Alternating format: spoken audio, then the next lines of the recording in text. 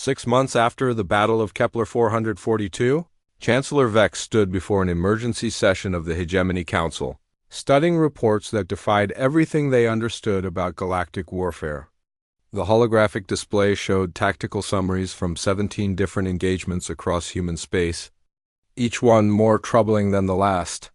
Admiral Zethruck, please explain to the Council how the 7th Fleet, our most powerful military formation, has been reduced from 200 vessels to fewer than 30 in 6 months of fighting, she said, her voice carrying none of its usual diplomatic composure. Admiral Zethruck's appearance had changed dramatically since his confident presentation months earlier. His tentacles moved with nervous agitation, and his ceremonial armor bore the scars of emergency repairs. Chancellor, the humans are not fighting according to any recognized patterns of galactic warfare. Our tactical computers, our strategic doctrines, our entire military framework is designed to engage civilized opponents who follow established conventions. Elder Sirith materialized partially into normal space, his quantum form flickering with agitation. Explain their unconventional methods, Admiral. How are primitive ships defeating advanced hegemony technology? They refuse to engage in standard fleet actions, Elder. At Kepler 442, they used stealth positioning and momentum transfer weapons to disrupt our formations. At the Ross 128 system, they had somehow hollowed out an entire moon and filled it with automated defense platforms that activated only after our fleet was within the gravity well. At Volf 359, they used the system's binary stars as cover for hit-and-run attacks that lasted for 3 weeks.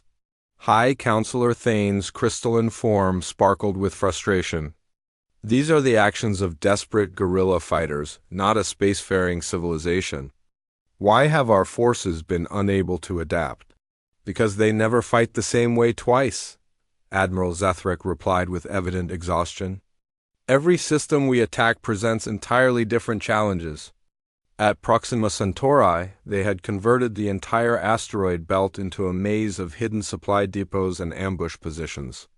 Our forces spent 2 months hunting individual human ships through a 3-dimensional labyrinth where every piece of debris could be a camouflaged weapon platform. The Admiral gestured, and the display showed a tactical reconstruction of the Proxima engagement. They used tactics from something they call urban warfare, close-quarters combat where superior technology means little and local knowledge becomes decisive. Our dreadnoughts, designed to engage other capital ships across vast distances, were reduced to hunting individual fighters through asteroid fields where maneuverability mattered more than firepower. Chancellor Vex studied the data streams flowing across her personal display. What are our current casualty figures, Admiral? 437 vessels destroyed or severely damaged. Approximately 80,000 hegemony personnel killed or missing. In exchange, we have eliminated roughly 2,000 human vessels and captured exactly 0 human colonies. The council chamber fell silent. In 50,000 years of galactic expansion, the hegemony had never sustained such losses against a single species. More disturbing was the trend analysis showing that human effectiveness was increasing with each engagement rather than declining as their resources were depleted. How is this possible? Demanded Counselor Merck of the Titanium Syndicate. Our intelligence indicated that humans possessed fewer than 50 military vessels total. Our intelligence was accurate regarding their initial military strength, Zethruck admitted. However, we failed to account for their industrial adaptation capabilities. The humans have converted their entire civilian infrastructure to military production. Mining ships become stealth assault vessels. Cargo haulers become troop transports. Agricultural colonies become fortress worlds with underground manufacturing facilities. Elder Sirith phased more completely into normal space, his concern evident. Are you suggesting that their entire civilization has transformed into a military force? Not transformed, Elder. They were always a military force. We simply failed to recognize it. Human society is built around what they call citizen soldiers, civilians, who maintain military training and can rapidly transition to combat roles when threatened. Their colonies are not simply population centers. They are fortress communities designed to be self-sufficient and defensible. The Admiral continued his briefing, but his tone had become increasingly grim. Our xenosociologists have been studying human historical records to understand their tactical patterns. What we discovered is that every strategy they are using against us has been employed successfully by human forces against technologically superior enemies throughout their species. Development? Give us specific examples, Chancellor Vex demanded. At the TRAPPIST-1 system, they used what they call scorched earth tactics, rather than allow us to capture their infrastructure intact. They destroyed everything of value before retreating. This forced our occupation forces to divert resources to rebuilding basic facilities rather than establishing military control. The holographic display shifted to show the TRAPPIST engagement. They learned this technique from conflicts on their homeworld, where smaller forces denied larger armies the resources they needed to maintain extended campaigns. The result is that every system we conquer becomes a drain on our logistics rather than an asset supporting our advance. High Counselor Thane's form dimmed with what appeared to be distress. Surely our technological superiority must count for something, Admiral. Are you telling us that advanced weapons and shields provide no advantage? They provide significant advantages in direct confrontation, Counselor. However, the humans rarely engage in direct confrontation. They use what they call asymmetric warfare tactics that avoid our strengths while exploiting our weaknesses. Admiral Zethric manipulated the display to show sensor recordings from the GLE 667 engagement. Here, they used electromagnetic pulse weapons to disable our computer systems without damaging our hulls. Our shields, designed to protect against energy weapons and kinetic impacts, offered no protection against directed electromagnetic interference.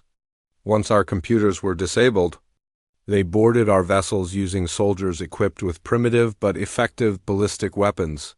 The recording showed human soldiers moving through hegemony ship corridors with coordinated precision. They wore simple armor and carried weapons that fired metal projectiles using chemical propellants. Yet they systematically captured sophisticated starships whose crews had been paralyzed by the failure of their electronic systems. Why were our crews unable to resist boarding parties armed with such primitive weapons? Elder Sirith inquired. Because hegemony personnel have no training in hand-to-hand combat? Elder, our military doctrine has relied on technological superiority for so long that we have eliminated personal combat skills as unnecessary. Meanwhile, every human soldier trains extensively in close-quarters battle using minimal equipment. Chancellor Vex leaned forward, her expression troubled. Admiral, what are our strategic options at this point? Can we achieve victory through increased force deployment? That question has been studied extensively, Chancellor. Military planners estimate that complete pacification of human space would require approximately two-thirds of the entire hegemony fleet, sustained deployment for no less than 10 years, and casualties that could exceed 2 million personnel. The numbers sent shock waves through the council chamber.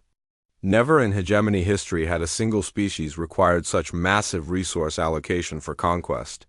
Even more concerning, Zethric continued, intelligence suggests that prolonged warfare with humans might inspire other species to adopt similar resistance strategies. We have intercepted communications indicating that the Regellian Republic and the Tau Ceti Federation are studying human tactical methods with great interest. Elder Sirith's quantum form flickered rapidly, indicating extreme agitation. Are you suggesting that this conflict could destabilize our entire galactic order? It is a possibility that cannot be ignored, Elder. For 50,000 years, the hegemony has maintained control through the assumption that resistance to our superior technology is futile. The humans have demonstrated that technological inferiority does not necessarily mean military helplessness.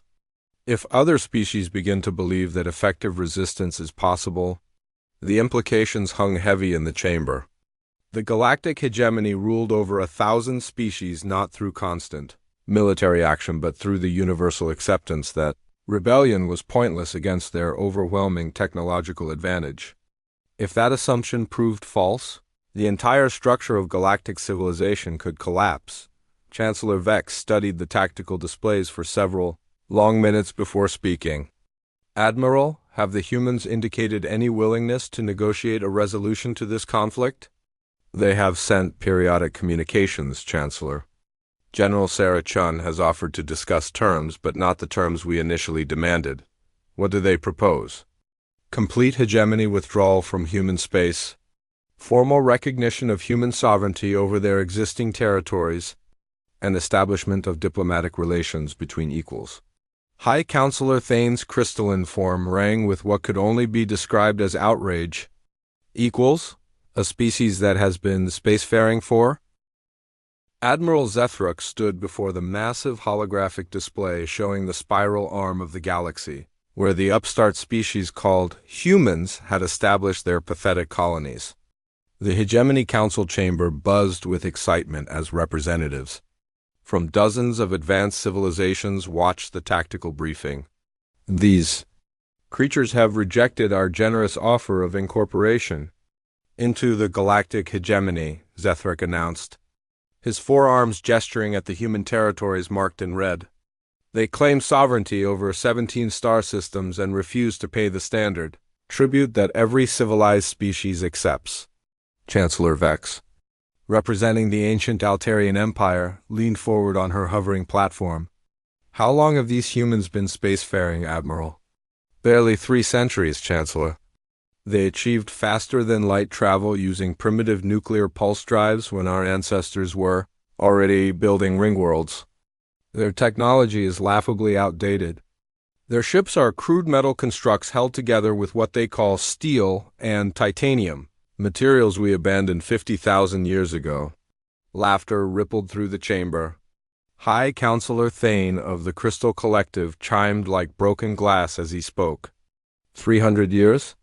Zephyrians have been traveling between stars for longer than these humans have existed as a species. What makes them think they can stand against the combined might of the hegemony?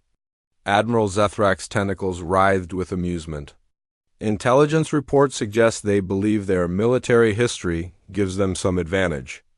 Our xenobiologists find this particularly entertaining. These humans have spent most of their existence fighting among themselves on a single planet. They know nothing of galactic warfare. The hologram shifted to show human population centers, small cities dotted across worlds that seemed barely terraformed. Their largest colonies housed fewer than 50 million beings each, while hegemony worlds regularly sustained populations in the trillions. Their total population across all 17 systems is approximately 8 billion individuals. The Admiral continued. The Altarian Empire alone has 1 million times that number. The humans possess exactly 43 faster-than-light capable vessels, none larger than 2 kilometers in length. Our advanced scout fleet contains more firepower than their entire military combined. Elder Sirith of the Quantum Assembly materialized partially into the chamber, existing in multiple dimensional phases simultaneously.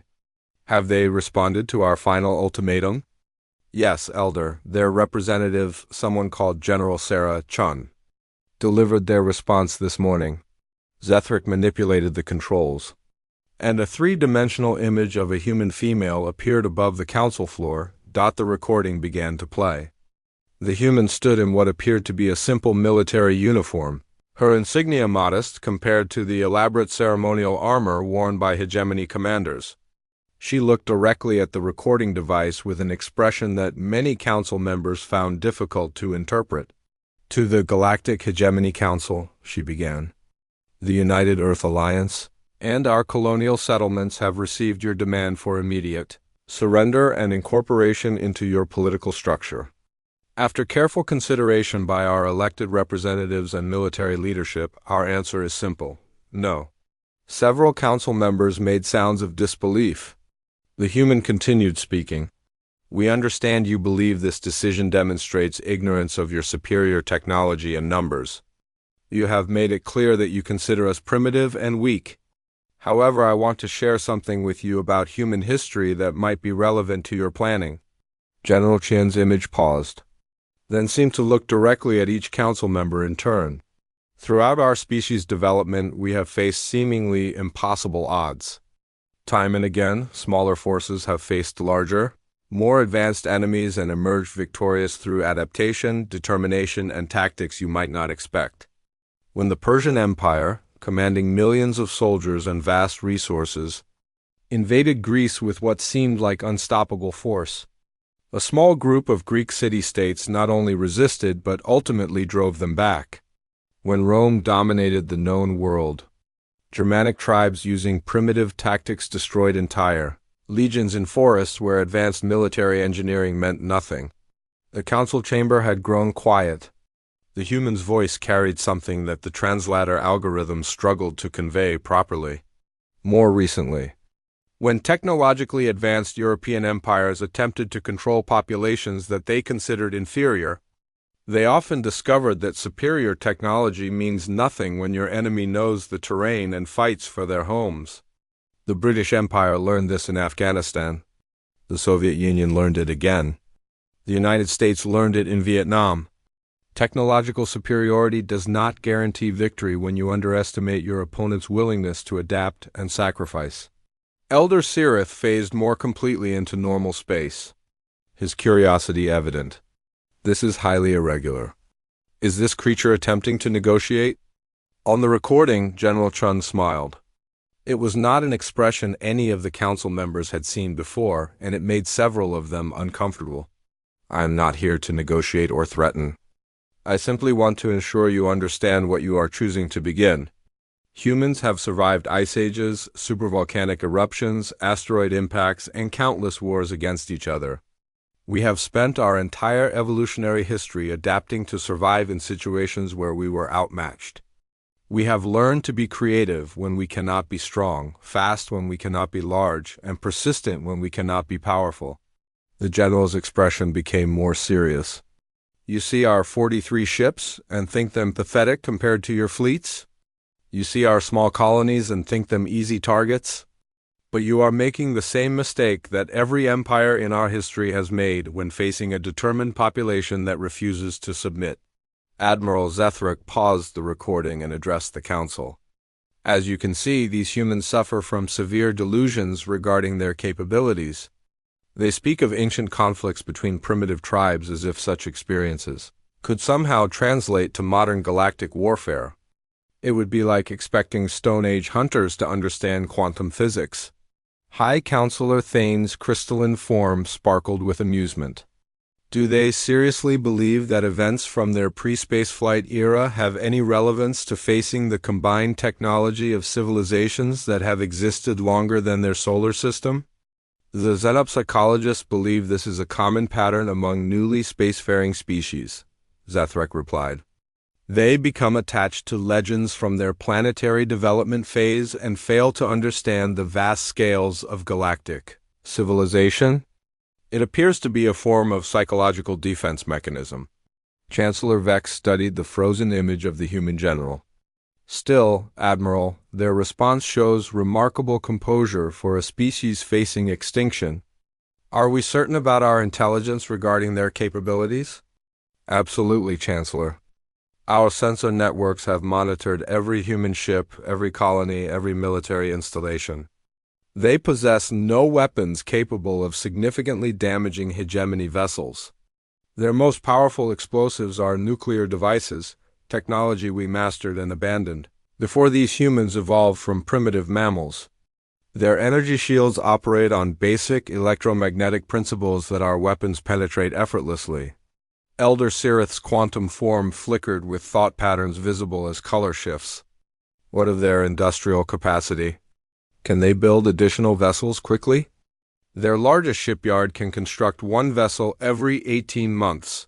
Elder, our automated factories produce more ships in a single day than humans could build in a century.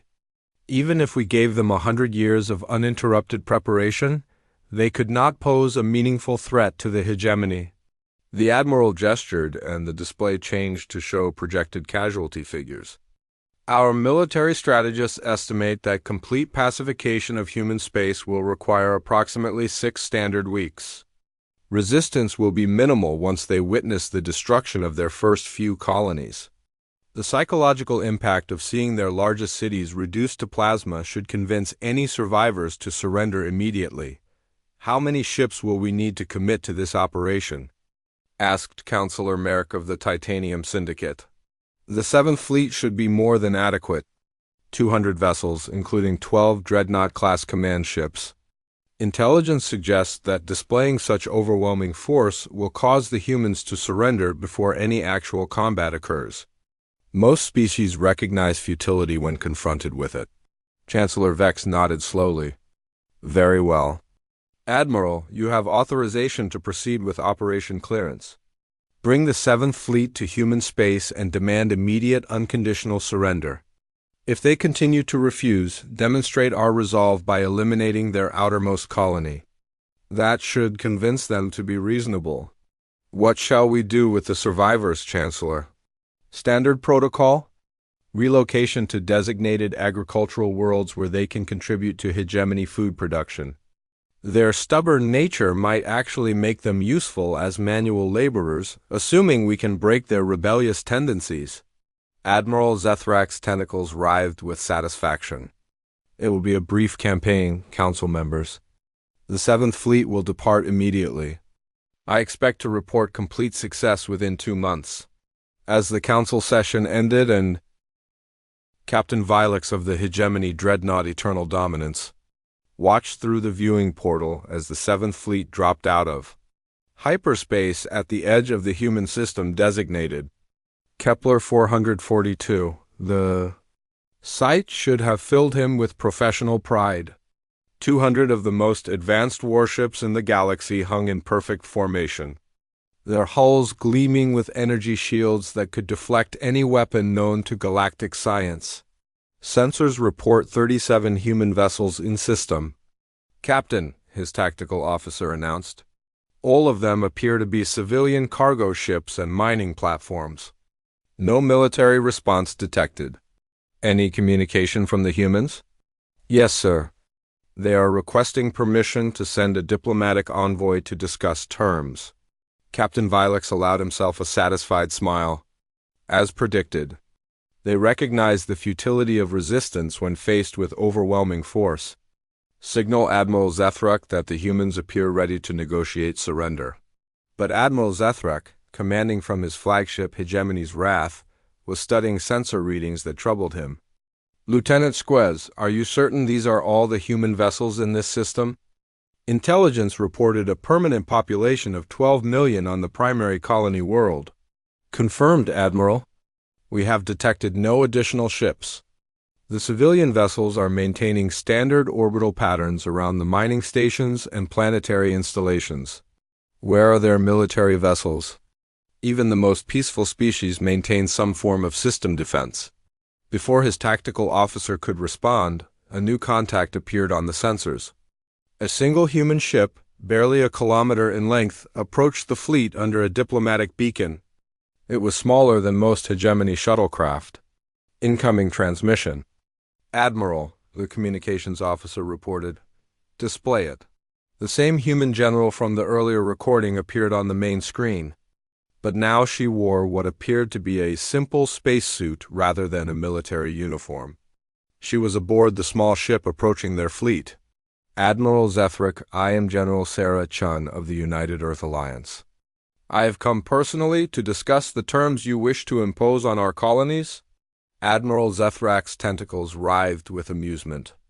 General Chun, I am pleased to see that your species has chosen wisdom over pointless resistance. Our terms are simple: immediate and unconditional surrender of all human territories, followed by relocation of your populations to designated agricultural worlds where you will contribute to hegemony food production. I see. And if we refuse these terms? Then we will demonstrate why refusal is not an option by eliminating your colonies one by one until you accept reality. General Chun nodded slowly. Admiral, before you proceed with that demonstration, I would like to show you something that might interest you. Are your sensors capable of detecting what happened in this system approximately 72 hours ago? Zethrak frowned and gestured to his tactical officer. Lieutenant, scan for any unusual energy signatures from the past 3 standard days. After several minutes of scanning, the lieutenant looked up with confusion.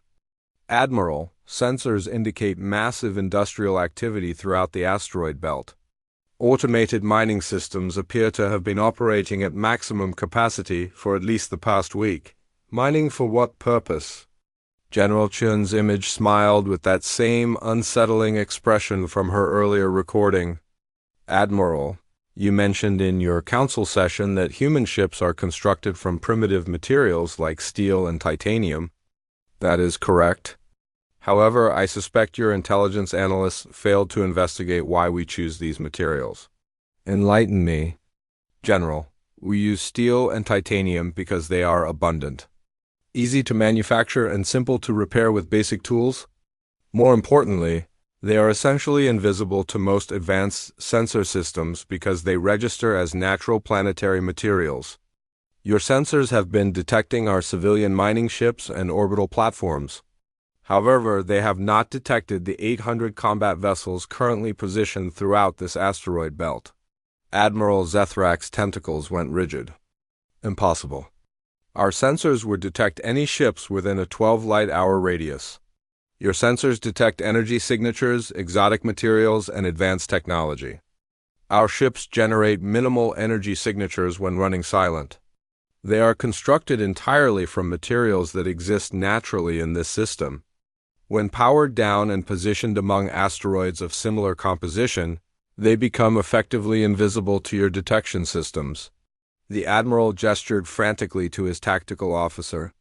Emergency scan. Deep penetration sensors. Check every asteroid in the belt. As the Hegemony fleet's powerful sensors began their intensive scan, thousands of new contacts suddenly appeared throughout the system. The asteroid belt, which had appeared to contain nothing but mining operations, revealed itself to contain hundreds of human vessels that had been drifting silently among the rocks. Admiral, the tactical officer's voice was strained.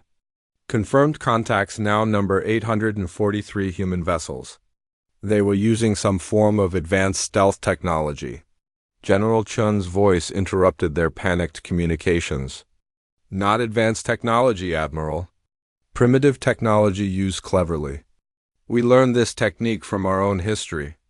During Earth's Second World War, resistance fighters often hid from technologically superior enemies by disguising themselves as ordinary civilians and using materials that did not register on enemy detection systems. More concerning reports began flooding the bridge.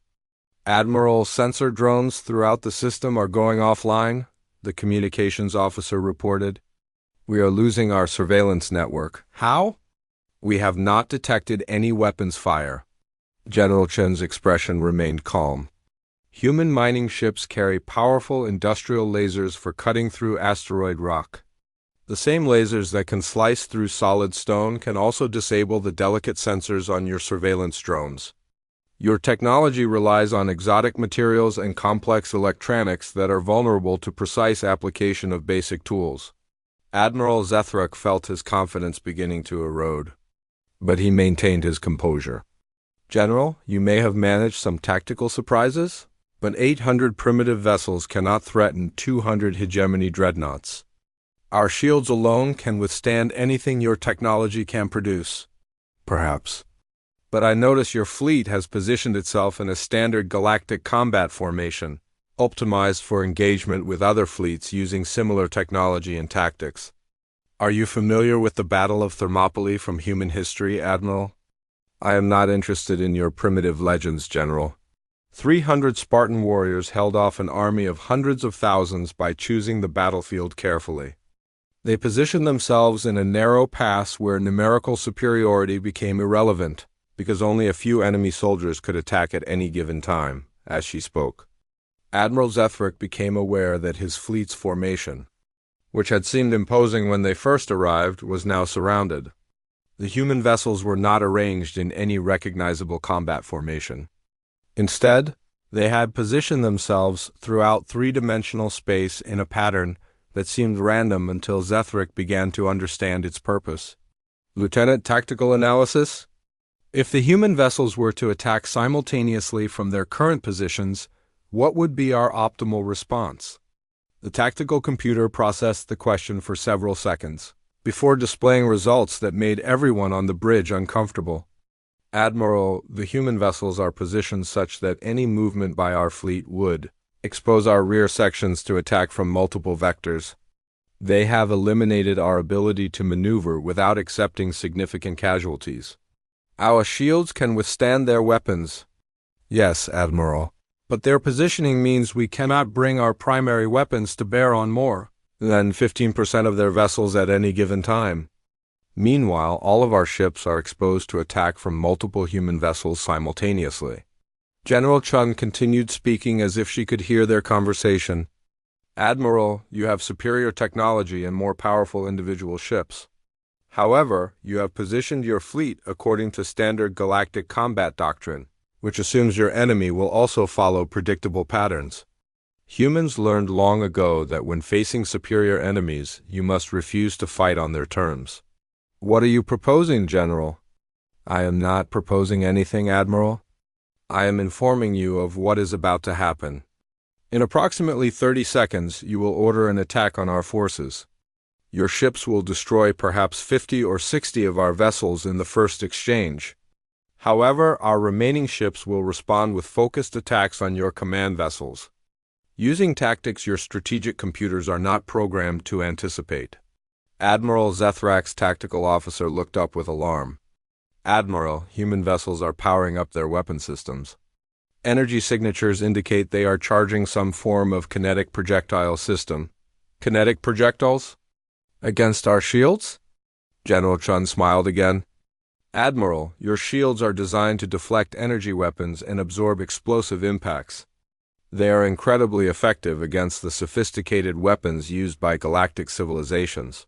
However, they are surprisingly vulnerable to simple momentum transfer from dense projectiles traveling at high velocity. The human vessels began their attack. Instead of the exotic energy weapons or antimatter torpedoes that hegemony forces expected,